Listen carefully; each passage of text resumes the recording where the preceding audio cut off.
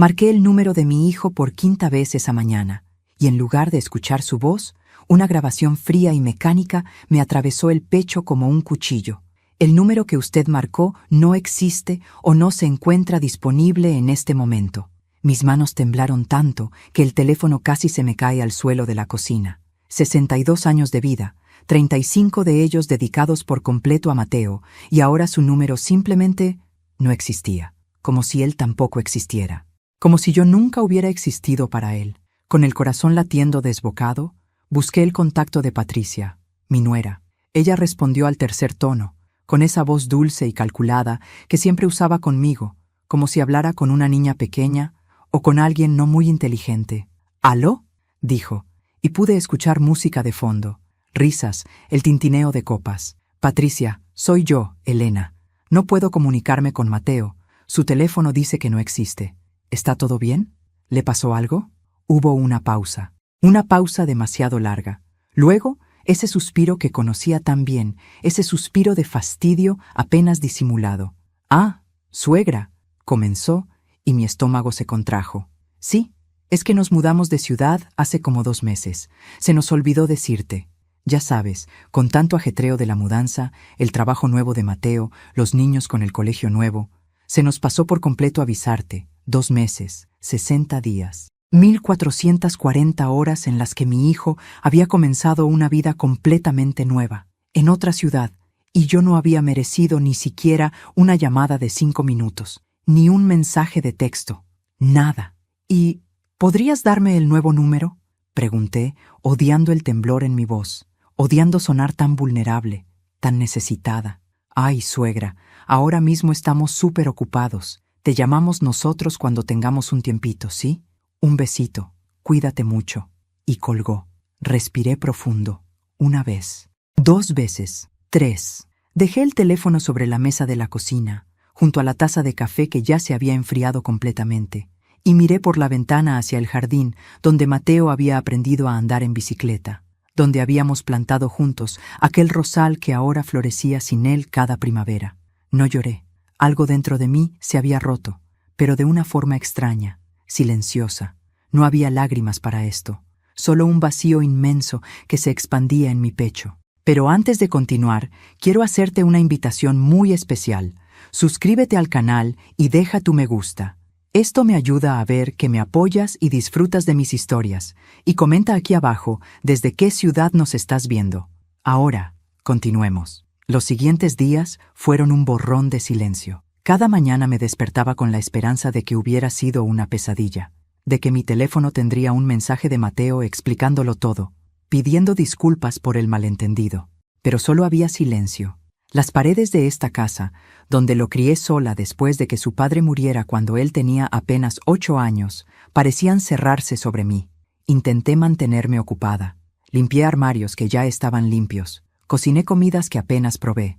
Llamé a algunas amigas del grupo de tejido, pero ¿cómo explicarles que tu único hijo, la persona por la que sacrificaste todo, simplemente te había borrado de su vida como quien borra un contacto viejo del teléfono?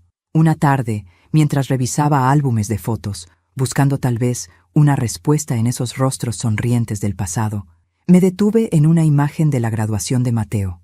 Allí estaba él, con su toga y birrete, abrazándome, sonriendo con esa sonrisa que iluminaba mi mundo entero. Yo había vendido mi casa, esa casa más grande donde vivíamos, para pagar su universidad privada. Me había mudado a este departamento pequeño.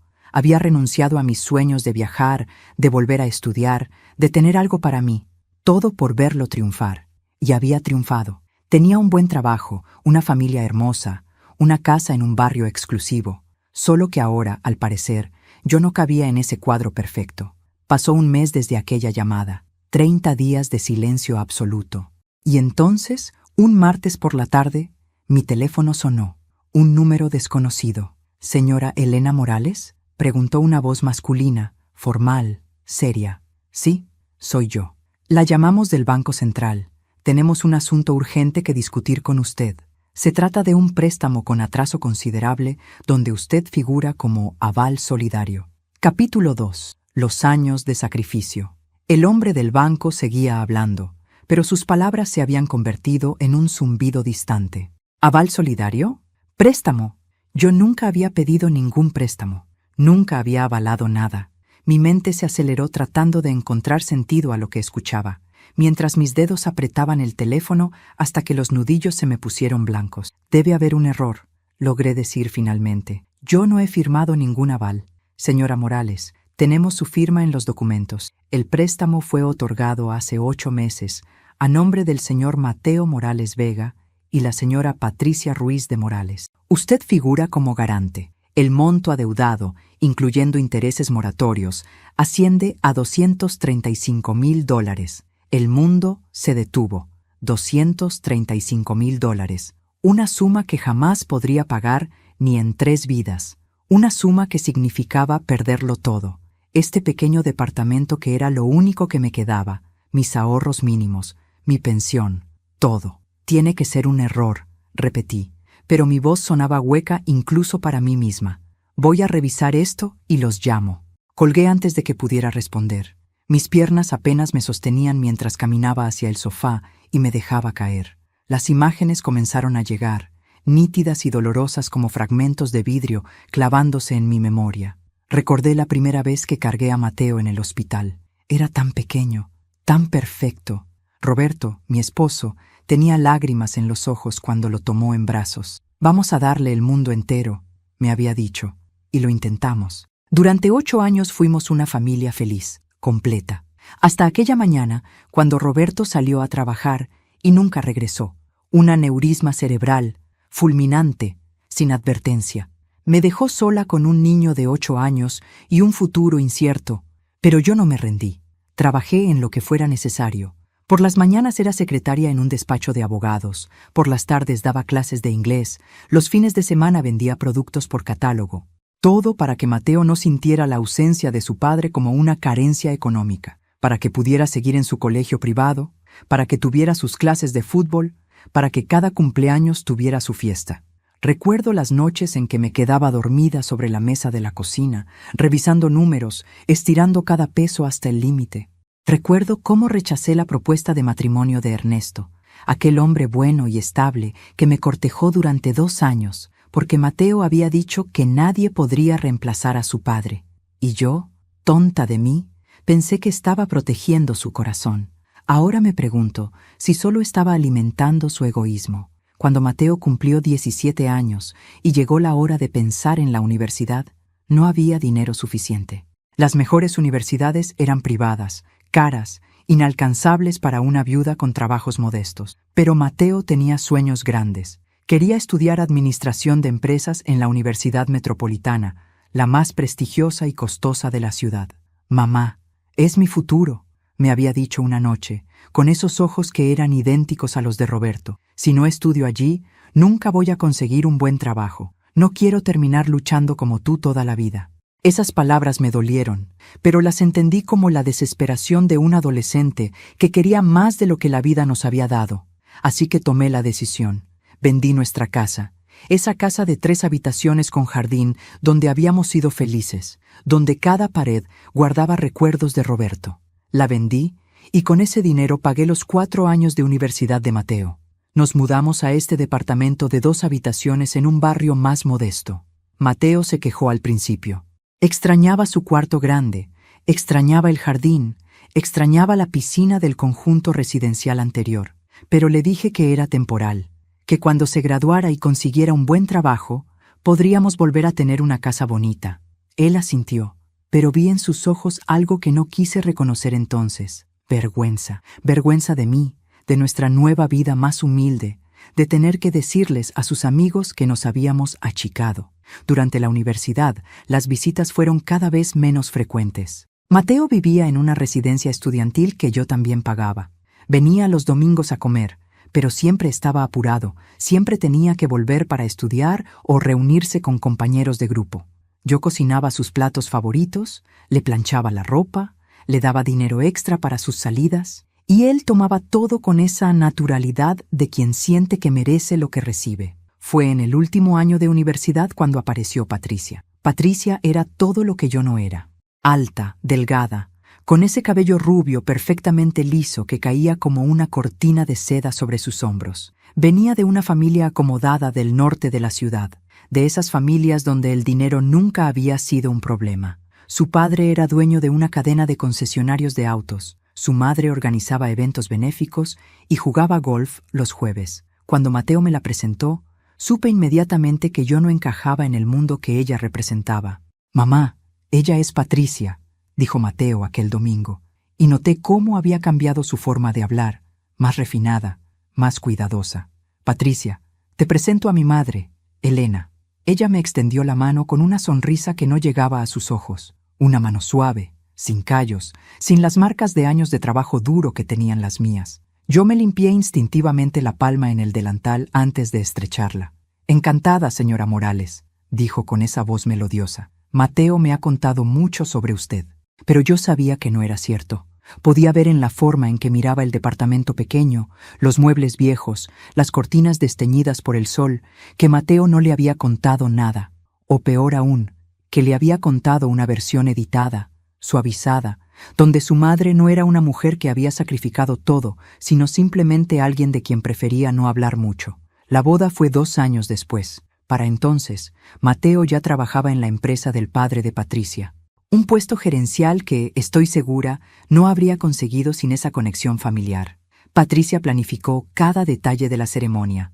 Una iglesia colonial en el centro histórico, un salón de recepciones con vista al río, 300 invitados. Yo conocía a 5 de ellos. «Mamá, ¿podrías usar este vestido para la boda?», me había dicho Patricia 3 semanas antes, mostrándome un vestido beige, discreto, casi invisible. «Es que el color que elegiste no va con la paleta de la decoración».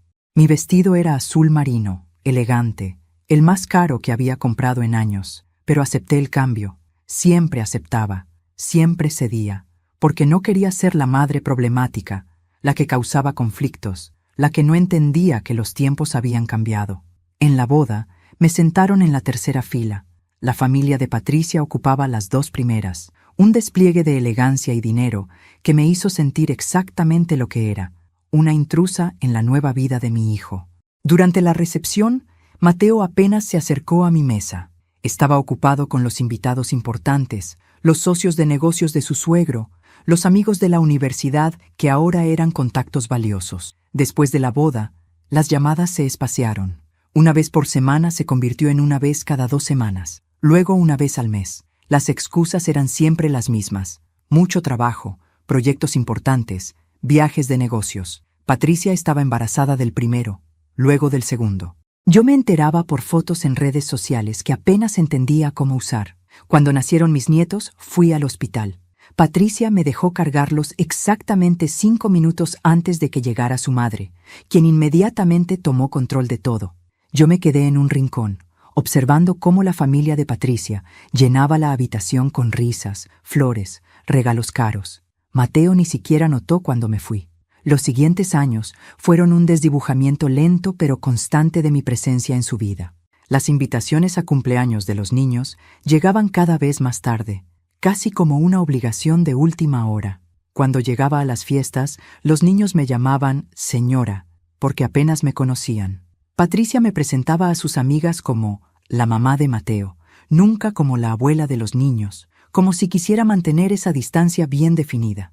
Y yo seguía aceptándolo todo, seguía sonriendo, seguía llevando regalos que apenas miraban, seguía esperando que algún día, de alguna manera, volvería a tener a mi hijo de vuelta, que recordaría todo lo que había hecho por él, que me valoraría, pero ese día nunca llegó. Y ahora, sentada en mi sofá con las piernas temblando, entendía que nunca llegaría, porque el hombre del banco acababa de dejarme en claro algo peor que el abandono. Mi hijo no solo me había olvidado, me había usado. Busqué entre mis papeles viejos, en esa caja de zapatos donde guardaba documentos importantes, facturas, recibos, certificados, y entonces lo encontré, un sobre manila que Mateo me había traído hace 8 meses. «Mamá, necesito que firmes estos papeles», me había dicho aquella tarde, entrando apurado al departamento. «Es para actualizar los beneficiarios de mi seguro de vida. Patricia insiste en que tengas protección también, por si algo me pasa. Solo firma aquí, aquí y aquí». Yo había firmado sin leer, porque era mi hijo, porque confiaba en él ciegamente. porque nunca imaginé que alguien a quien le di la vida pudiera robarme la mía. Abrí el sobre con manos temblorosas. No eran papeles de seguro. Era un contrato de aval solidario para un préstamo hipotecario. Mi firma estaba ahí, clara, comprometiendo todo lo que tenía como garantía para la compra de una casa de lujo en un barrio exclusivo de otra ciudad. Una casa donde yo nunca sería bienvenida. Una casa comprada con mi futuro como moneda de cambio. El teléfono volvió a sonar. El banco, otra vez. Esta vez contesté. Señora Morales, entiendo que esto es una sorpresa para usted, dijo el hombre del banco, su tono ahora menos formal, casi compasivo. Pero debo informarle que el préstamo lleva 3 meses de atraso. Si no se regulariza la situación en los próximos 30 días, tendremos que proceder con las acciones legales correspondientes. Eso incluye el embargo de sus bienes. ¿Mis bienes?, repetí, sintiendo cómo la palabra me quemaba en la garganta. Yo no pedí ese préstamo. Fui engañada. Mi hijo me hizo firmar diciéndome que eran papeles de un seguro. Hubo un silencio incómodo al otro lado de la línea. Señora, lamento la situación, pero el banco tiene su firma autenticada ante notario. Legalmente, usted es responsable solidaria de esa deuda. Le sugiero que contacte a un abogado y que intente comunicarse con su hijo para resolver esto. Buenos días, colgó. Y yo me quedé allí, sosteniendo el teléfono como si fuera una granada a punto de explotar. Los días siguientes fueron una pesadilla en cámara lenta. Intenté llamar a Mateo a cada número que tenía guardado, todos desconectados. Le escribí mensajes a través de redes sociales. Ninguna respuesta. Busqué su dirección en registros públicos en línea, pero no encontré nada reciente. Era como si se hubiera evaporado, llevándose consigo mi tranquilidad y mi futuro. Una mañana, después de otra noche sin dormir, tomé una decisión. No podía quedarme de brazos cruzados mientras mi vida se desmoronaba. Busqué en las páginas amarillas, sí, todavía las usaba, y encontré un despacho de abogados que ofrecía consultas gratuitas. El letrero decía, Defensores del Pueblo, justicia para todos. La oficina estaba en un segundo piso de un edificio viejo en el centro. Las escaleras crujían bajo mis pies mientras subía, aferrándome al pasamanos. Una recepcionista joven me recibió con una sonrisa amable y me hizo pasar a una salita de espera con sillas de plástico y revistas atrasadas. El licenciado Ramírez la atenderá en un momento, dijo. Esperé 30 minutos que se sintieron como 3 horas. Finalmente, un hombre de unos 50 años, con lentes gruesos y aspecto cansado pero amable, me hizo pasar a su oficina. Señora Morales, cuénteme qué la trae por aquí. Y entonces, por primera vez desde que había comenzado esta pesadilla, lo solté todo. Le conté sobre la llamada, sobre el abandono, sobre los papeles que firmé sin leer. Las palabras salían atropelladas, mezcladas con lágrimas que ya no podía contener. El licenciado Ramírez escuchó en silencio, tomando notas en un cuaderno viejo. Cuando terminé, él se recostó en su silla y suspiró. Señora Morales, legalmente su situación es complicada. Usted firmó como aval solidario, lo que significa que es tan responsable de esa deuda como su hijo. El hecho de que la engañaran es moralmente reprobable, pero probar el engaño en una corte es difícil. Necesitaríamos evidencia de que su hijo actuó con dolo, con intención de defraudarla. ¿Y qué puedo hacer?, pregunté, sintiendo cómo las últimas gotas de esperanza se escurrían entre mis dedos. Primero, necesitamos conseguir una copia del contrato completo del banco. Segundo, debemos intentar localizarlos. ¿Tiene alguna idea de dónde podrían estar? Negué con la cabeza. Déjeme investigar, dijo el licenciado, escribiendo algo en una hoja. Tengo algunos contactos que pueden ayudarnos. Mientras tanto, no firme nada más. No hable con el banco sin asesoría legal y documente todo. Cada llamada, cada mensaje, todo. Salí de esa oficina sintiendo un extraño alivio. No era una solución, pero al menos era un plan. Alguien estaba de mi lado, aunque fuera un abogado de oficio en una oficina destartalada. Durante la siguiente semana, me convertí en mi propia detective. Busqué en Internet cada rastro que Mateo y Patricia pudieran haber dejado. Encontré viejas publicaciones en redes sociales donde Patricia había etiquetado restaurantes, clubes, lugares que frecuentaban. Uno de ellos, un restaurante de comida italiana llamado Bella Vita, tenía varias fotos recientes. Amplié las imágenes todo lo que pude. En el fondo de una de ellas, difuminado pero reconocible, estaba Mateo. Llamé al restaurante. «Buenas tardes, Bellavita. ¿En qué puedo ayudarle?», respondió una voz alegre. «Hola, disculpe. Estoy tratando de localizar a unos amigos que creo son clientes frecuentes de ustedes, Mateo Morales y Patricia Ruiz». «Ah, sí, el señor Mateo y la señora Patricia», dijo la voz, reconociéndolos inmediatamente. «Son de nuestros clientes VIP. ¿Desea hacer una reservación?» «No, solo quería saber si...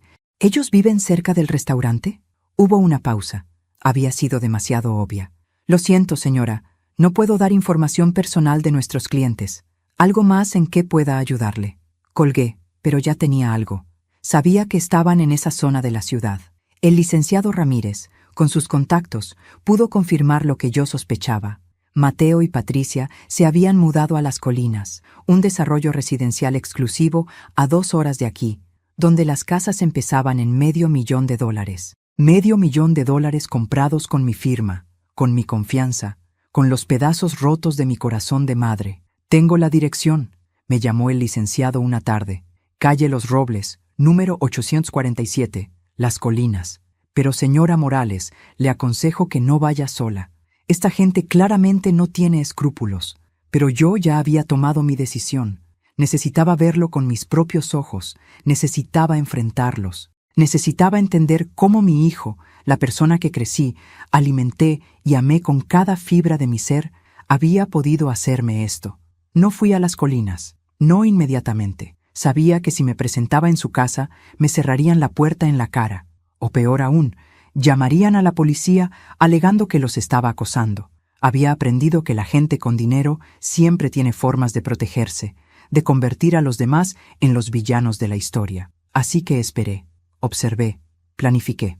El licenciado Ramírez había obtenido más información.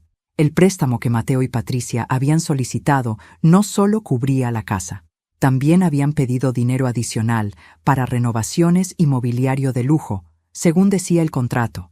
Prácticamente habían usado mi nombre, mi firma, mi vida entera como garantía para financiar un estilo de vida que yo nunca podría alcanzar. Y lo más amargo de todo, el banco les había aprobado el préstamo precisamente porque yo figuraba como aval.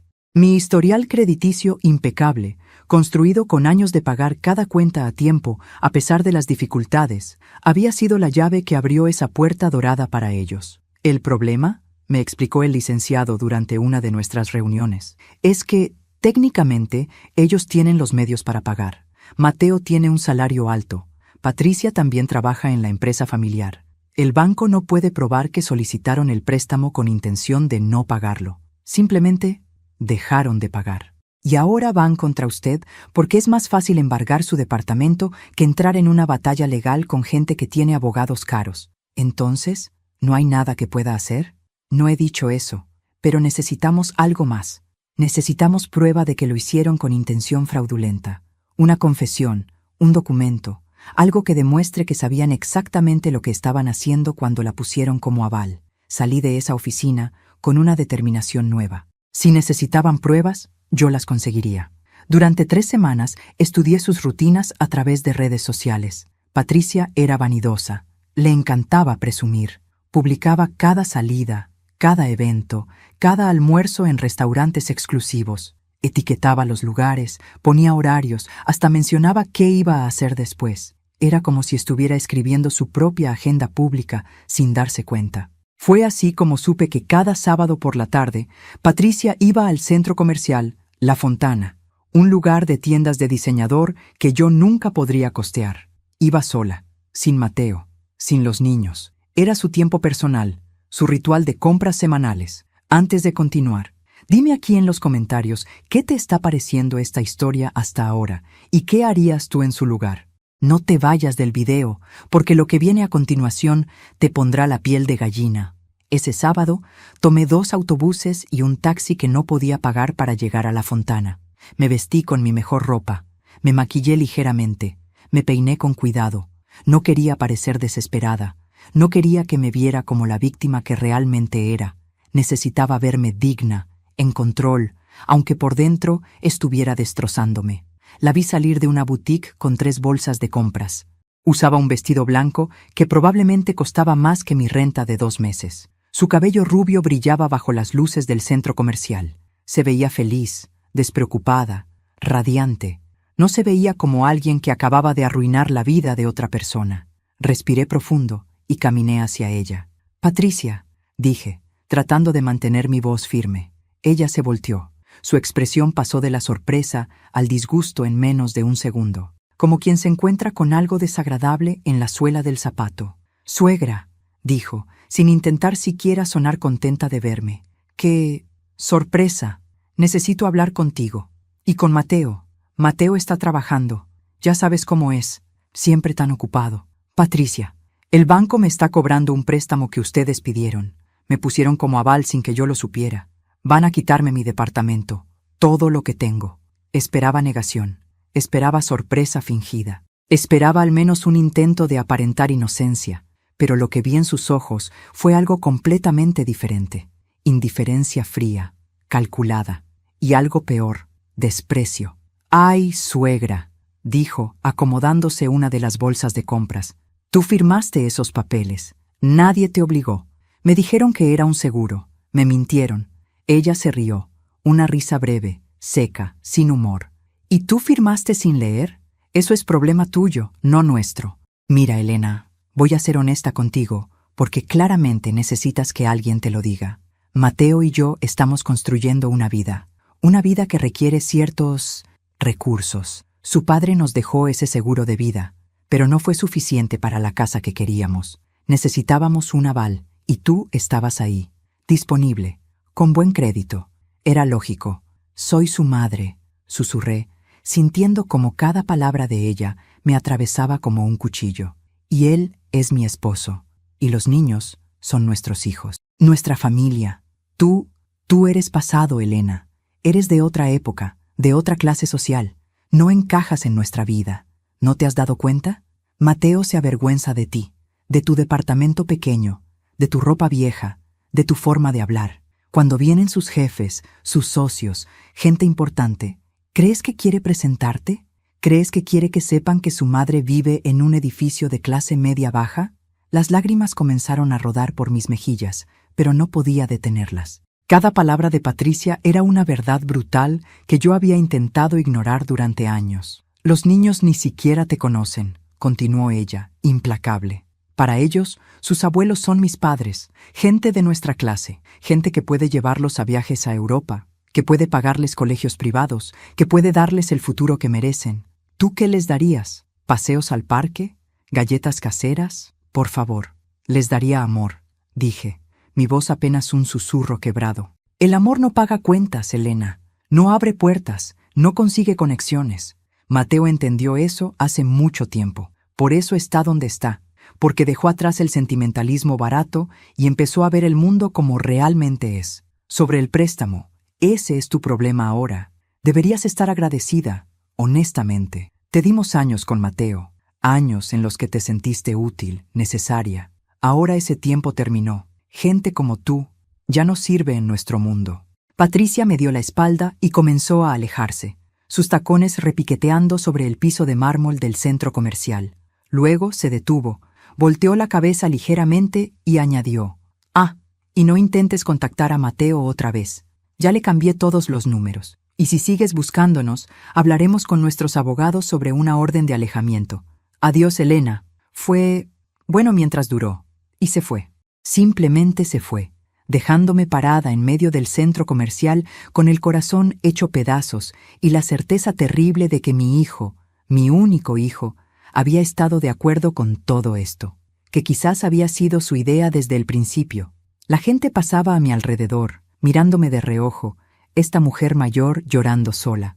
Pero yo ya no sentía vergüenza, solo sentía un vacío inmenso, y algo más, algo que comenzaba a crecer en el fondo de ese vacío, algo oscuro y ardiente que no había sentido nunca antes en mi vida. Rabia. Esa noche no dormí, no por ansiedad ni por tristeza, sino porque mi mente trabajaba de una forma que no había experimentado en décadas. Era como si un interruptor se hubiera activado dentro de mí, despertando a una persona que había quedado enterrada bajo años de sacrificio maternal y abnegación silenciosa. Las palabras de Patricia resonaban en mi cabeza una y otra vez. Gente como tú ya no sirve en nuestro mundo. Me levanté de la cama a las 3 de la mañana y caminé hasta el pequeño armario donde guardaba cajas viejas con documentos y recuerdos. Busqué hasta encontrar lo que necesitaba. Una caja de cartón polvoriento con la etiqueta Trabajo 1985-2000, escrita con mi propia letra, más joven, más segura. Abrí la caja y saqué carpetas llenas de documentos que no había revisado en más de 20 años. Certificados de capacitación en administración de empresas, diplomas de cursos de contabilidad avanzada, cartas de reconocimiento de la compañía importadora donde trabajé durante 15 años como jefa de operaciones, una fotografía borrosa de una conferencia donde yo, una mujer de 40 años vestida con traje sastre, recibía un premio por Mejor Desempeño Gerencial del Año. Esa era yo, antes de convertirme solo en la madre de Mateo, antes de reducir mi vida entera a sus necesidades. Yo había sido alguien competente, alguien respetada, alguien que sabía cómo funcionaba el mundo de los negocios, de los contratos, de las estrategias corporativas. Había renunciado a todo eso cuando Roberto murió. La empresa quedaba demasiado lejos, los horarios eran incompatibles con criar a un niño solo, y decidí priorizar a Mateo sobre mi carrera. Acepté trabajos menores, más flexibles, que me permitieran estar disponible para él. Cambié mi identidad profesional por mi identidad maternal. Y ahora, mi hijo y su esposa me habían dejado claro que ese sacrificio no valía nada para ellos, pero ellos habían cometido un error monumental. Habían asumido que yo era solo una mujer mayor, ingenua, fácil de manipular. No sabían quién había sido yo, y no sabían de lo que todavía era capaz. A la mañana siguiente, llamé a una persona que no había contactado en 23 años, Rodrigo Mendoza, mi antiguo jefe en la importadora. Encontré su número a través de LinkedIn, esa red social que mi vecina me había enseñado a usar el año anterior. Para mi sorpresa, respondió al segundo timbrazo. «¿Elena Morales?», dijo su voz, más ronca por los años, pero aún reconocible. «No puedo creerlo. ¿Cuánto tiempo ha pasado?» «Demasiado, Rodrigo. Necesito pedirte un favor grande». Le conté una versión resumida de mi situación. Rodrigo escuchó en silencio, y cuando terminé, suspiró profundamente. «Elena, siempre te consideré la persona más brillante que trabajó conmigo. Cuando renunciaste, perdí no solo a mi mejor gerente, sino a alguien que entendía cómo funcionaban realmente los negocios. Si necesitas ayuda, la tienes. ¿Qué necesitas? Información, acceso y tal vez algunos contactos que puedan investigar cosas que yo no puedo». Rodrigo no hizo más preguntas. Me dio el número de su hija, Daniela, quien ahora era abogada corporativa especializada en fraudes financieros. También me dio el contacto de un investigador privado que trabajaba con su empresa. Durante los siguientes días, mi pequeño departamento se convirtió en un centro de operaciones. Daniela Mendoza vino a visitarme personalmente. Era una mujer de unos 35 años, con ojos inteligentes y modales directos que me recordaron a mí misma cuando tenía su edad. «Señora Morales, mi padre me contó su situación. He revisado el contrato preliminar que me envió. Hay algunas irregularidades que podríamos explotar», dijo extendiendo documentos sobre mi mesa de comedor. «Primero, el notario que autenticó su firma tiene un historial cuestionable. Ha sido investigado 2 veces por autenticar documentos sin presencia física de los firmantes. Segundo, el préstamo fue aprobado con una rapidez sospechosa. Normalmente, un préstamo de este tamaño requiere al menos 3 meses de evaluación. Este fue aprobado en 2 semanas. ¿Qué significa eso? Significa que posiblemente hubo influencias, favores, quizás hasta sobornos. La empresa del suegro de su hijo tiene conexiones con varios bancos. No sería la primera vez que facilitan préstamos para familiares, pero si podemos probar irregularidades en el proceso, podríamos invalidar su responsabilidad como aval». «¿Y cómo probamos eso?». «Ahí es donde entra Carlos», dijo Daniela, señalando a un hombre de mediana edad que había llegado con ella. «Carlos Fuentes, investigador privado. Él puede obtener información que nosotros no podemos conseguir legalmente». Carlos era delgado, de aspecto ordinario, el tipo de persona que pasa desapercibida, exactamente el tipo de persona perfecta para su trabajo. «Señora Morales, necesito que me dé toda la información que tenga sobre su hijo y su nuera. Direcciones, lugares que frecuentan, nombres de amigos, colegas, cualquier cosa. Voy a reconstruir sus vidas financieras. Si hay algo sucio, lo encontraré. Durante una semana, trabajamos como un equipo. Yo proporcionaba información. Carlos investigaba. Daniela construía el caso legal. Y lentamente, pieza por pieza, comenzó a emerger un patrón. Mateo y Patricia no eran simplemente un matrimonio ambicioso. Eran estafadores sistemáticos. Carlos descubrió que esta no era la primera vez que usaban avales para obtener préstamos que no tenían intención de pagar completamente.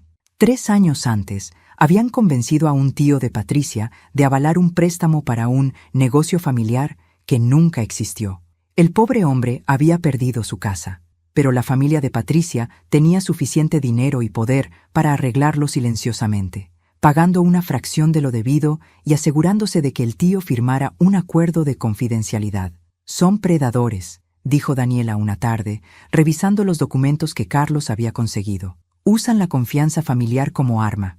Y lo hacen con gente mayor, gente que no va a hacer escándalo, que no tiene recursos para defenderse.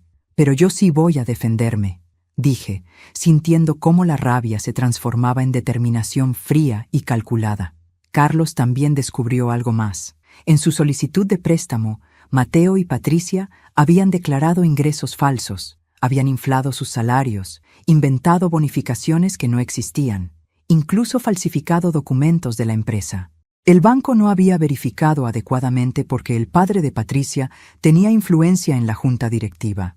«Esto es fraude bancario», dijo Daniela, sus ojos brillando con la emoción de un cazador que ha encontrado su presa. «Fraude documentado, comprobable.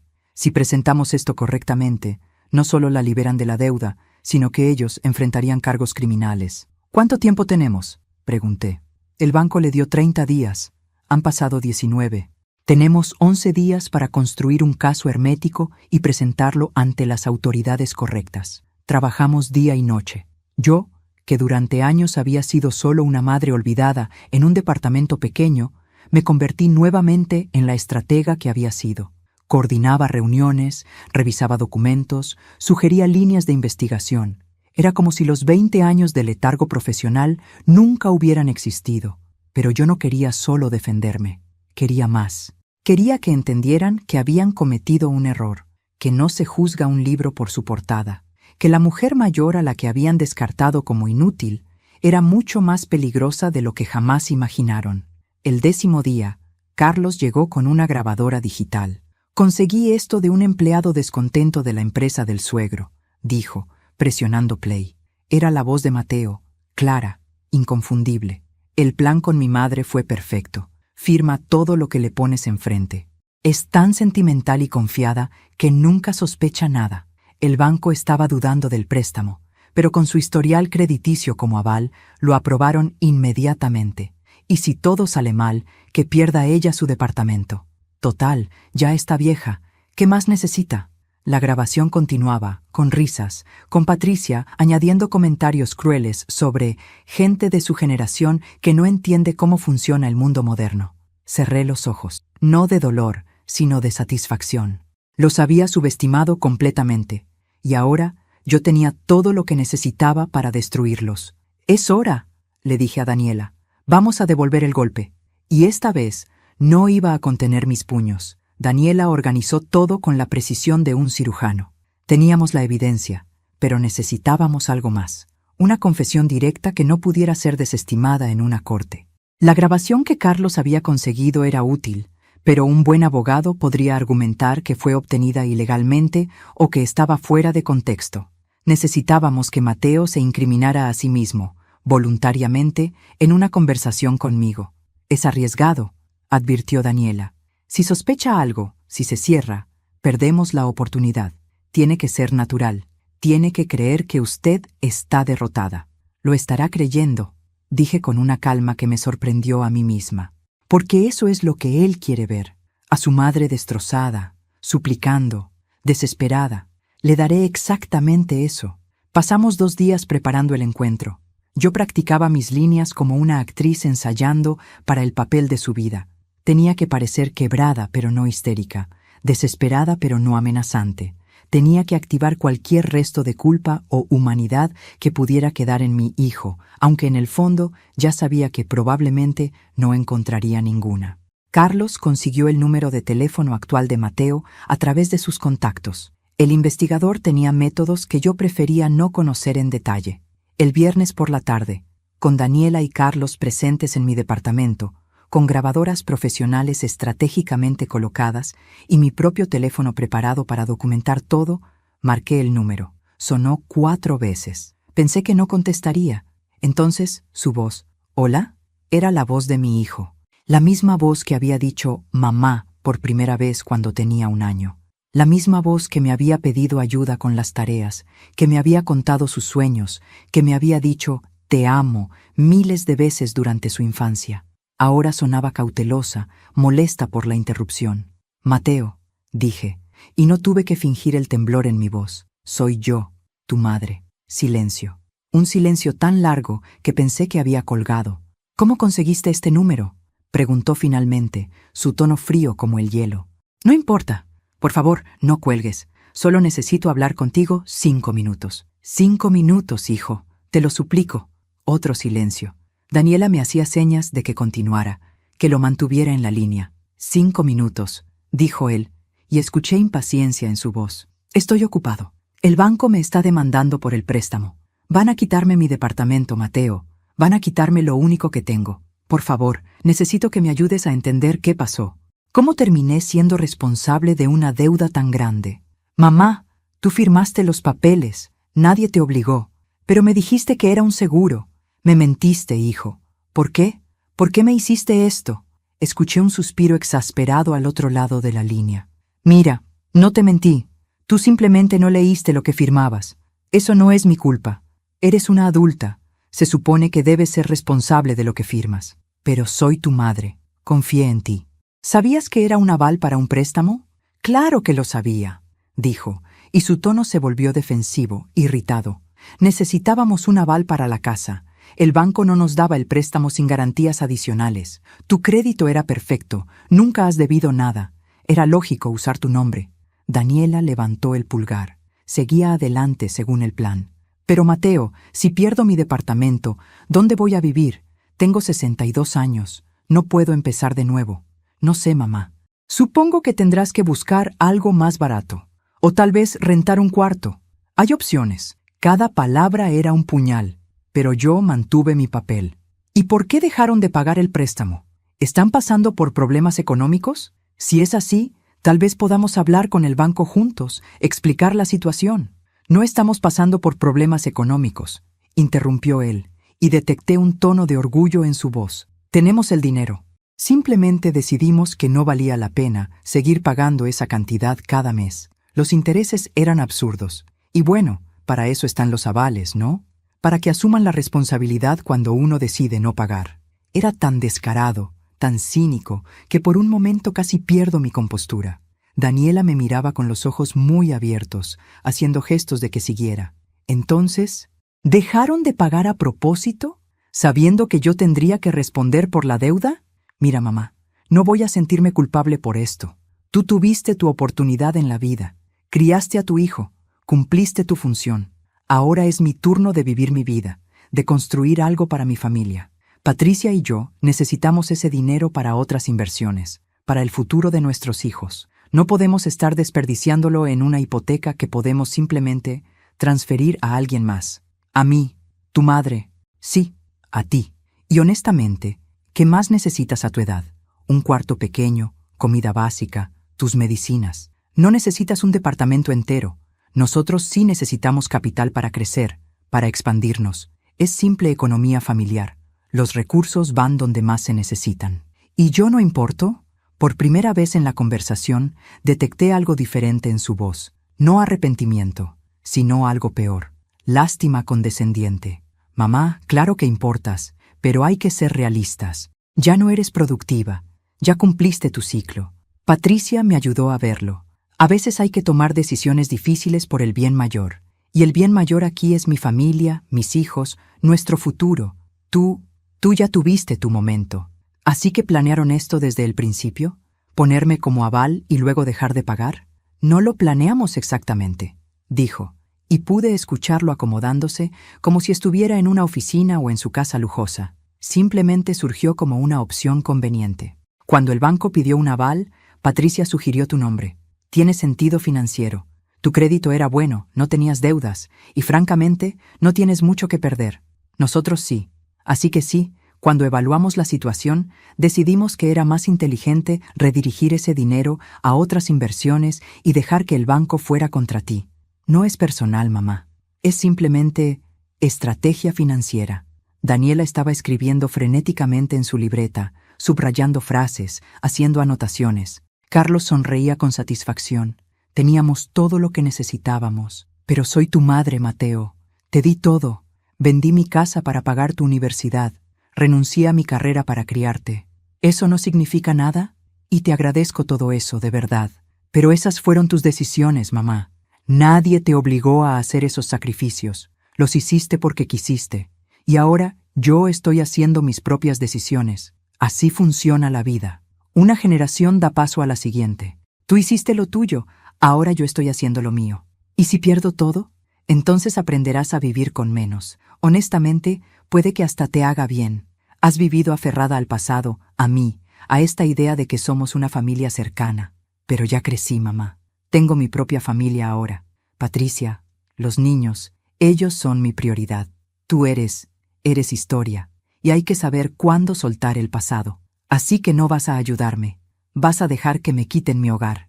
No voy a dejar que pase nada. Ya pasó. Ya tomamos las decisiones. Tú firmaste el aval, nosotros usamos ese aval, y ahora las consecuencias son tuyas. Así de simple. Mira, tengo que colgar. Tenemos una cena con inversionistas esta noche y necesito prepararme. Fue bueno hablar contigo, supongo. Suerte con todo, mamá. Mateo, espera. Adiós, mamá. Y por favor, no vuelvas a llamar a este número. Voy a bloquearte otra vez. La línea se cortó. Me quedé sentada en silencio, sosteniendo el teléfono. Carlos detuvo las grabadoras. Daniela cerró su libreta con una expresión de incredulidad y rabia. Señora Morales, dijo finalmente, en 20 años de carrera legal, nunca había escuchado una confesión tan completa y tan desalmada. Con esto, los destruimos. Yo asentí lentamente, sintiendo cómo algo dentro de mí se solidificaba, se endurecía como acero templado en fuego. Entonces hagámoslo, dije. Démosle a mi hijo exactamente lo que merece. El lunes por la mañana, Daniela presentó una demanda formal contra Mateo y Patricia ante la Fiscalía por fraude bancario, falsificación de documentos y obtención ilícita de préstamos. Simultáneamente, presentó ante el banco toda la evidencia que habíamos recopilado. Las declaraciones falsas de ingresos, la grabación donde Mateo admitía haber dejado de pagar deliberadamente con la intención de transferir la deuda a mí, y el historial del notario corrupto que había autenticado mi firma sin mi presencia física. El director del banco, un hombre llamado Gerardo Salinas, nos recibió en su oficina ese mismo día. Daniela había insistido en que yo estuviera presente. Necesitan ver su rostro, me había dicho. Necesitan entender que no están tratando con un número de expediente, sino con una persona real. El señor Salinas revisó los documentos en silencio durante 20 minutos que se sintieron eternos. Su expresión pasó de la curiosidad profesional a la incomodidad y finalmente al horror mal disimulado. Señora Morales, dijo finalmente, quitándose los lentes y frotándose los ojos, tengo que ofrecerle una disculpa en nombre de esta institución. Es evidente que fuimos negligentes en la verificación del préstamo. Las conexiones del señor Ruiz, padre de la señora Patricia, con nuestra junta directiva crearon conflictos de interés que nublaron nuestro juicio profesional. ¿Qué significa eso para mi cliente?, preguntó Daniela con voz firme. Significa que vamos a retirar inmediatamente todas las acciones legales contra la señora Morales. Su responsabilidad como aval queda anulada. Y vamos a iniciar nuestras propias acciones legales contra el señor Mateo Morales y la señora Patricia Ruiz por fraude.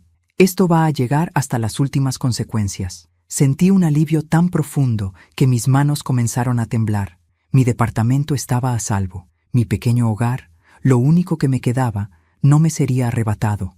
Hay algo más, continuó el señor Salinas. Dado que este fraude fue facilitado por irregularidades dentro de nuestro propio sistema, El banco va a compensarla por los daños emocionales y el estrés causado. Estamos preparando un acuerdo de $50,000. Daniela asintió con satisfacción. Yo apenas podía procesar lo que estaba escuchando, pero eso era solo el comienzo. Durante las siguientes 2 semanas, todo se desarrolló con una velocidad que me dejó casi mareada. La fiscalía, armada con nuestra evidencia, actuó con eficiencia implacable. Congelaron las cuentas bancarias de Mateo y Patricia. Embargaron la Casa de las Colinas. Iniciaron investigaciones en la empresa del padre de Patricia, descubriendo que este no era un caso aislado, sino parte de un patrón de préstamos fraudulentos, facilitados por corrupción en la junta directiva del banco. Carlos me mantenía informada de cada desarrollo. Me contó cómo la policía llegó a la Casa de las Colinas una mañana temprano, cómo Patricia había gritado que esto era un error, que ellos eran gente respetable, que conocían gente importante. Cómo Mateo había intentado llamar a los abogados de su suegro, solo para descubrir que esos mismos abogados ahora estaban bajo investigación y no podían representarlo sin conflicto de intereses. Se están desmoronando, me dijo Carlos una tarde. Patricia está culpando a Mateo. Mateo está culpando a Patricia. Los padres de ella han contratado sus propios abogados y están tratando de distanciarse del escándalo. Es un espectáculo digno de ver, pero yo no sentía satisfacción. Solo un vacío extraño, como si hubiera ganado una batalla pero perdido algo mucho más grande en el proceso. 3 semanas después del día en que llamé a Mateo para aquella conversación grabada, recibí una citación para declarar ante el juez. Daniela me acompañó a la audiencia preliminar. Era la primera vez que vería a mi hijo desde todo esto comenzó. Lo vi sentado en la mesa de los acusados junto a Patricia. Había perdido peso. Tenía ojeras profundas. Su traje, aunque caro, se veía arrugado. Cuando entré a la sala, nuestros ojos se encontraron por un segundo. Vi algo en su mirada que no pude descifrar. ¿Rabia? ¿Miedo? ¿Arrepentimiento? Tal vez una mezcla de todo. Patricia me miró con odio puro. Su cabello perfecto ahora estaba recogido de manera descuidada. Su rostro sin maquillaje mostraba líneas de estrés que no había visto antes. Ya no era la mujer radiante y segura del centro comercial. Era alguien asustado, acorralado. El juez revisó el caso, escuchó los argumentos de la fiscalía, revisó la evidencia. Cuando llegó el momento de determinar la fianza, negó la libertad bajo fianza para ambos. Los acusados han demostrado un patrón de comportamiento fraudulento y tienen medios económicos, aunque actualmente congelados, que podrían facilitar su fuga, declaró el juez. Permanecerán bajo custodia hasta el juicio. Vi cómo 2 oficiales se acercaban a Mateo y Patricia, cómo les ponían las esposas, cómo mi hijo, mi único hijo, era llevado hacia la puerta que conducía a las celdas. En el último momento, antes de desaparecer, volteó hacia mí, y entonces lo vi claramente en su rostro. Pánico. Salí de la corte sintiéndome extrañamente hueca. Daniela me invitó a tomar un café. Lo hicimos, señora Morales, dijo con una sonrisa. Justicia servida. ¿Justicia? Repetí, removiendo mi café sin beberlo. Mi hijo va a ir a prisión. Su hijo cometió un crimen. Múltiples crímenes. No solo contra usted, sino contra el sistema financiero, contra la sociedad. Las consecuencias son apropiadas. Tenía razón, por supuesto, pero el corazón de una madre no entiende de lógica ni de justicia. Solo entiende de amor, incluso cuando ese amor no es correspondido. Pasaron 2 meses. El juicio fue rápido. La evidencia era abrumadora. Mateo fue sentenciado a 5 años de prisión por fraude bancario y falsificación de documentos. Patricia recibió 4 años. Los padres de ella enfrentaban sus propios cargos por corrupción y facilitación de fraude. La empresa familiar estaba bajo investigación federal.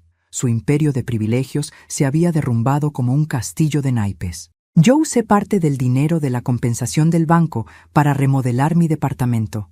Pinté las paredes de un color marfil cálido. Compré muebles nuevos. Contraté a alguien para que arreglara el jardín del edificio. Por primera vez en décadas, invertí en mí misma. También volví a contactar a Rodrigo. Él me ofreció trabajo como consultora para su empresa. Medio tiempo, ayudando a capacitar a gerentes jóvenes. Acepté. No por el dinero, sino porque necesitaba sentirme útil de una forma que no dependiera de ser la madre de alguien. Un día, 4 meses después de la sentencia, recibí una llamada. Un número desconocido. Por un momento dudé en contestar. Luego presioné el botón verde. «Mamá», era la voz de Mateo quebrada, apenas un susurro. «Mateo, estoy en prisión, mamá. Pueden llamar una vez por semana por 15 minutos. Yo necesito hablar contigo». Silencio. Un silencio largo y pesado. «He estado pensando mucho», continuó él, las palabras saliendo atropelladas, «sobre lo que hice, sobre cómo te traté. Patricia y yo nos volvimos locos con la ambición, con querer más, y tú solo querías amor, y yo te di la espalda. Lo siento, mamá, lo siento tanto. Por favor, ¿puedes perdonarme? ¿Puedes venir a visitarme? Los niños preguntan por ti. Patricia está en otra prisión, sus padres están lidiando con sus propios problemas, y yo estoy solo aquí. Te necesito, mamá. Por favor». Cerré los ojos. Escuché el llanto en su voz. Escuché al niño que una vez fue, antes de que la ambición y el egoísmo lo corrompieran. Parte de mí, esa parte maternal que nunca muere sin importar cuánto nos lastimen, quería decir que sí. Quería correr hacia esa prisión, abrazarlo, decirle que todo estaría bien. Pero había otra parte de mí ahora, una parte que había aprendido, tarde pero finalmente, que el amor no significa permitir que te destruyan, que el perdón no requiere que te conviertas nuevamente en víctima, que a veces la justicia significa dejar que las personas enfrenten las consecuencias de sus acciones, incluso cuando esas personas son tus hijos. «Mateo», dije finalmente, mi voz firme y clara, «este número ya no existe». Y colgué. Bloqueé el número. Apagué el teléfono y miré por la ventana de mi departamento renovado hacia un futuro que ahora era mío. Tengo 62 años. Y por primera vez en décadas, mi vida no se define por ser la madre de alguien, se define por ser Elena Morales, sobreviviente, luchadora, mujer que aprendió que nunca es tarde para recuperar tu dignidad. Mi hijo elegirá su camino desde ahora, yo he elegido el mío, y en este camino finalmente hay paz. Y así termina mi historia, la historia de cómo aprendí que nunca es tarde para recuperar la dignidad perdida. ¿Qué te pareció mi decisión? ¿Crees que hice lo correcto al colgarle el teléfono a mi hijo? ¿O debería haberle dado una segunda oportunidad? Déjame tu opinión aquí abajo en los comentarios. Me encanta leer lo que piensan. Si mi historia te tocó el corazón, si te hizo sentir rabia, tristeza o incluso satisfacción por la justicia que se hizo, no olvides darle like a este video y suscribirte al canal. Activa la campanita para que no te pierdas las próximas historias que compartiré contigo. Cada semana traigo relatos nuevos sobre la vida, el amor, la traición y sobre todo, sobre personas reales como yo, enfrentando situaciones extraordinarias. Comparte este video con alguien que necesite escuchar que nunca es tarde para defenderse, para recuperar lo que es tuyo, para decir basta cuando la vida te ha tratado injustamente. Y si tienes alguna historia similar que quieras compartir conmigo, si alguna vez te has sentido traicionado por alguien en quien confiabas, cuéntamelo en los comentarios. Tu historia podría inspirar a alguien más, así como espero que la mía te haya inspirado a ti. Recuerda lo que aprendí con tanto dolor. El amor propio no es egoísmo, es supervivencia. Nos vemos en mi próxima historia. Cuídate mucho y nunca, nunca permitas que nadie te haga sentir que ya no sirves, porque siempre, siempre mereces dignidad y respeto. Yo lo aprendí a los 62 años. Tú puedes aprenderlo hoy.